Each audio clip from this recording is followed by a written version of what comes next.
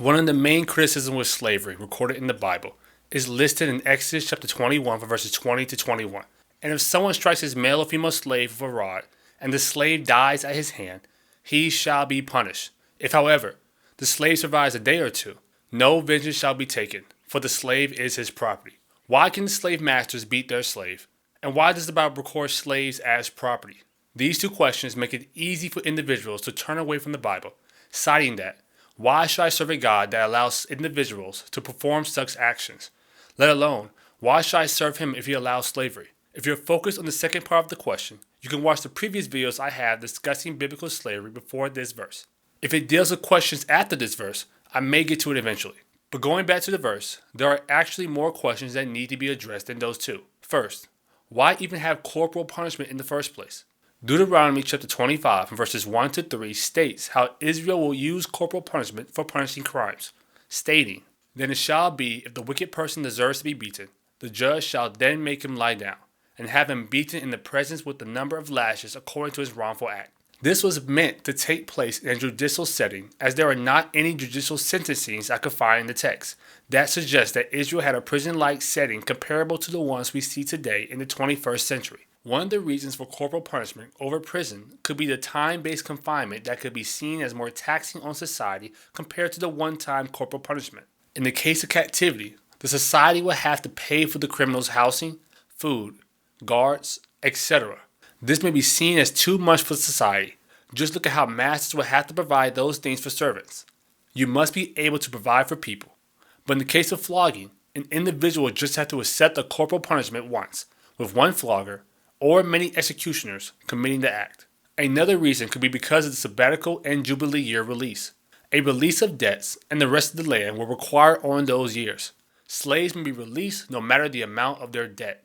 It would seem unorthodox to have individuals still in jail with debts and servants being released, since these years were regarded as a rest and a reset. Corporal punishment seems to be the quickest form of punishment, as individuals won't have their lives wasted in a form of prison.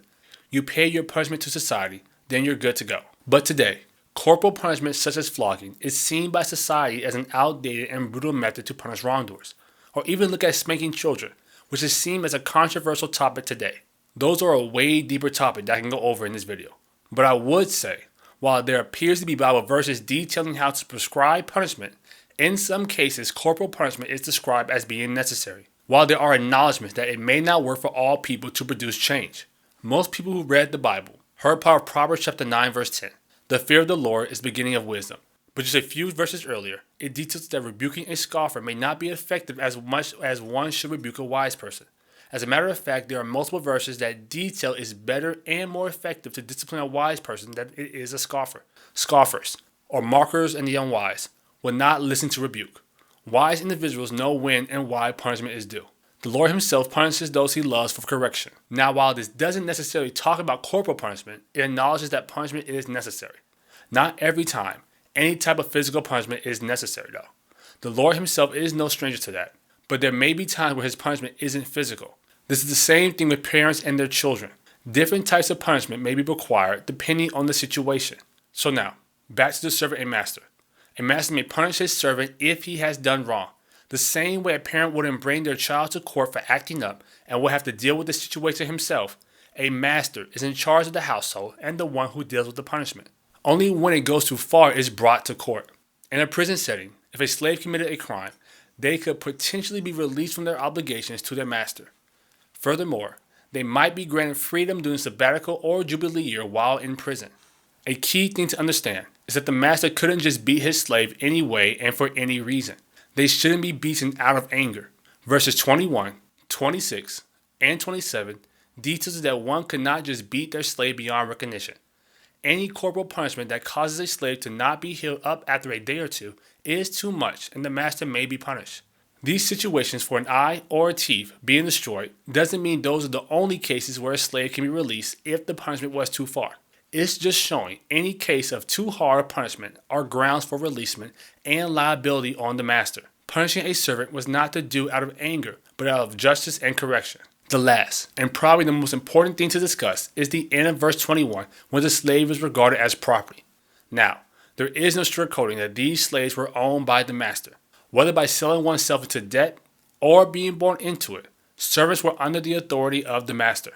As stated in a previous video. Now, while the phrase seems to make servants or servants in general like property, which the Bible does allude to, it doesn't alter the essence or the actions permitted by the Lord. For example, ownership does not mean the master could abuse the slave any way they seem fit. There was a legal system and process in place to prevent such instances like this, if those actions are considered moral, right, just, etc. And the only issue about the slavery will be the phrase buying the slave or owning a slave. What will be the issue? Is it just the issue of someone owning someone else? And I'll admit, there is more to that, as we must figure out what that owning entails. Over the past couple of videos, we partially discussed what this owning entails.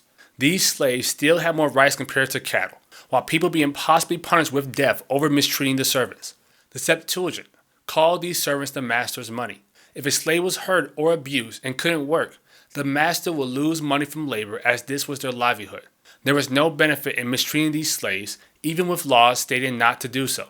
These slaves were to serve their masters for a max of 6 years and were to be released on the 7th. It wouldn't make sense to abuse them if they were to be their neighbor again. Overall, these slaves were not to be mistreated any way the master sees fit. There were laws in place to prevent harm to the servant. If a master goes too far, the slave could be released and the master severely punished.